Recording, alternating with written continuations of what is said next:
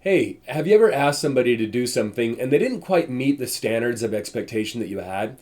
Well, one of the reasons this may be is due to their style of learning. There are actually three different styles of learning, and I'd like to take a moment today just to share each of these styles and how you can ensure that when you give instructions, whether that be to a employee or a coworker, to your boss, to a kid, to a spouse, whenever you give these kinds of instructions, that people will be able to meet the expectation in which you have. Imagine you go to a music concert with two of your good friends, and you walk out of that concert and you tell your friends, gosh, that was the best concert I've ever been to. Did you see everything that was going on? They had pyrotechnics, they had laser shows, they had graphics that were just incredible. I mean, the display that they had on the gigantic LED screens, absolutely amazing.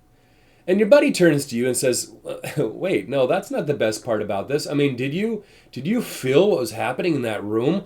All of us together singing the songs. There is just incredible rhythm that was going on. The beat was amazing. The acoustics that was bouncing off the side of the walls. I mean, that's really what made this concert happen well.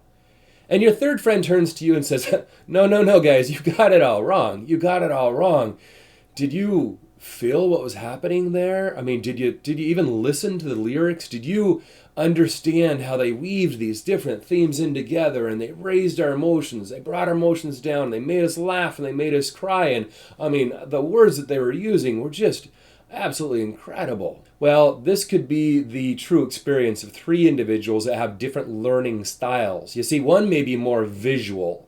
They may prefer to see things or read things. Another individual could be more about the auditory sense, right? They want to hear things, and they're very sensitive to sounds and the way that things sound. And the third style could be more about feelings, whether that be a physical touch or a touch in the heart. They care more about the feelings. Interestingly, all of us have kind of a preference out of one of those three. In fact, take a moment and consider for yourself. Which one do you think you are stronger in?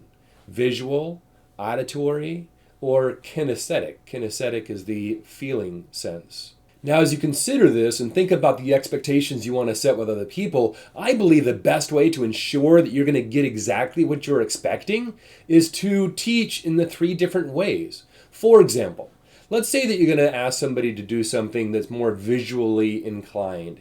You may want to create an SOP, standardized operating procedures. That is, this is an individual that loves to see things. So if you've got it written down step by step by step by step, this is most likely going to work for the individual.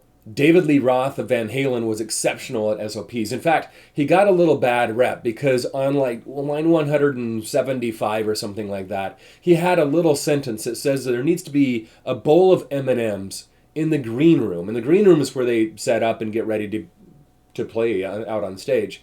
And not only do they need a bowl of M&Ms, they need to have all the brown ones picked out. Now, he got a lot of bad press because people were thinking he's just, well, my gosh, all self-consumed, and he's reached a certain level of status. They can demand such things.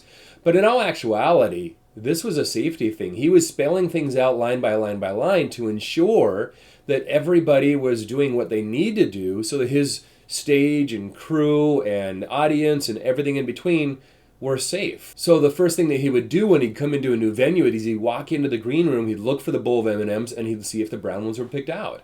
And that was his strategy of using an SOP, which actually worked really, really well. It ensured that people followed instructions. That's for the visual learners. Now, for your auditory learners, you're going to need to say something, right? These people are all about sounds and listening to things. So I like to use the acronym WINFY, WINFY, WINFY. What I need from you. Yeah, that sounds a little direct, especially if you're living in the state where I live, and Minnesota Nice says we shouldn't be as direct. But people need to know what you are expecting. So you walk up to Jane and you just say, Jane, today what I need from you is X, Y, and Z.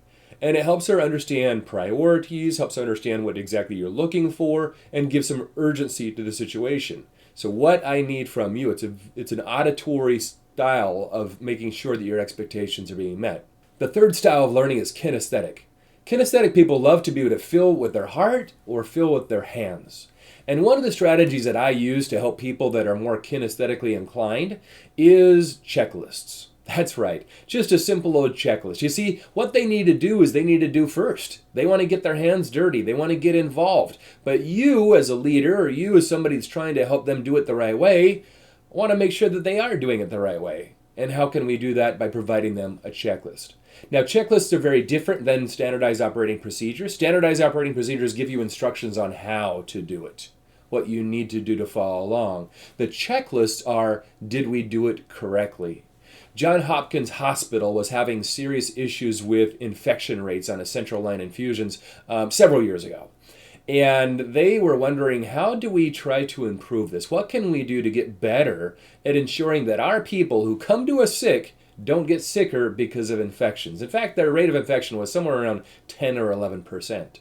Well, they went around and observed doctors and nurses that were doing certain things where infections weren't happening. And they recognized there were about 5 different procedures that if doctors would do these 5 procedures, infection rates would go down almost to zero. And they empowered their nurses with the checklist to ensure that the doctor was doing what he or she was supposed to be doing. And it cleared up infections. It was a simple way. Now, this was powerful because first they did, right? Kinesthetics want to do first. They want to get their hands on something first.